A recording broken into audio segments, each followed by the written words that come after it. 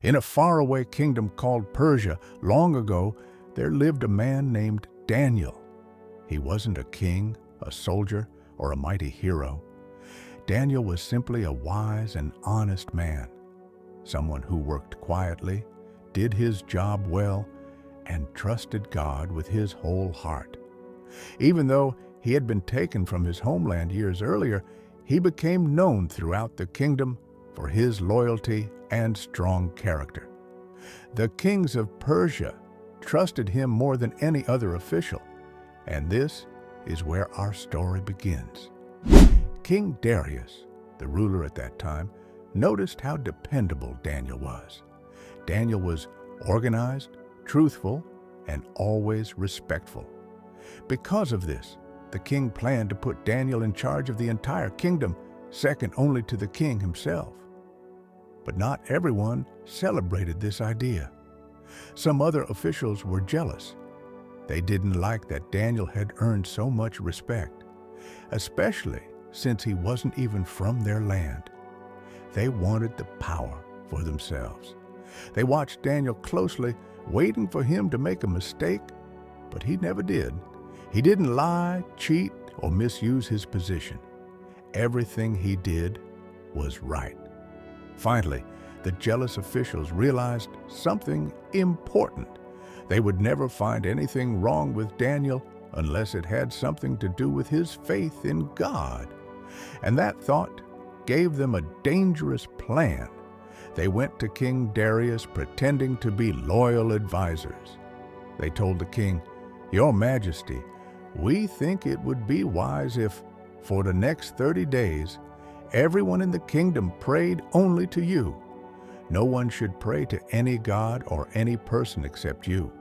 And if someone breaks this rule, they should be thrown into the lion's den." King Darius liked the idea. It made him feel important, and he didn't see the trap hidden behind the suggestion. Without thinking deeply, he signed the law. Once it was signed, there was no way to change it, not even for the king himself. Daniel heard about the new law, and he understood exactly what it meant. But Daniel also knew what mattered most. Just as he had always done, he went to his room, opened the window toward Jerusalem, and prayed to God 3 times a day. He didn't try to hide it. He didn't pretend. He simply continued doing what was right. The jealous officials sneaked over, caught him praying, and rushed to tell the king. When King Darius heard that Daniel had broken the law, his heart dropped. He suddenly understood that he had been tricked. He respected Daniel deeply and didn't want him to die. All day long, he searched for a way to save him, but the law could not be changed. At sunset, Daniel was brought to the lion's den. The king looked at him with deep sadness and said, "Daniel, may your God, whom you serve so faithfully, rescue you." Daniel was lowered into a pit filled with hungry lions. A heavy stone was rolled over the entrance, and the king sealed it with his royal stamp. That night, the king could not sleep. He refused his dinner. He turned away from entertainment. He paced the floor, hoping and praying that somehow Daniel's God would protect him. At the first light of morning, King Darius rushed to the lion's den. His voice shook as he called out, "Daniel, servant of the living God, has your God been able to save you from the lions?" For a moment, there was only silence. Then suddenly, a voice came from inside. "Your Majesty, my God sent his angel to shut the lions' mouths. They have not hurt me because I am innocent. I did nothing wrong against you." The king was overwhelmed with joy. Daniel was lifted out of the den, and there wasn't a single scratch on him. King Darius then gave an order for the jealous officials who had plotted against Daniel. They faced the consequences of their actions, and the lions that had been calm all night were no longer peaceful. After seeing what Daniel's God had done, the king made a new command for the entire kingdom.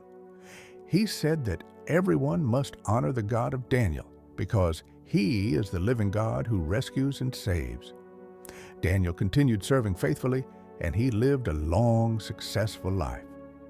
And so the story of Daniel in the lion's den reminds us of something powerful.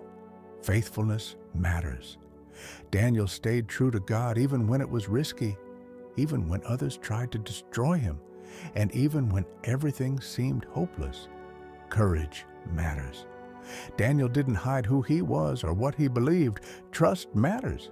Daniel trusted God completely, and God protected him in the most impossible situation. And finally, this story reminds us that God is present even when we feel surrounded by our own lions. Whether those lions are fear, stress, unfair treatment, or difficult challenges. Like Daniel, when we stay faithful, stay honest, and continue trusting God, we can find strength, peace, and protection in every situation.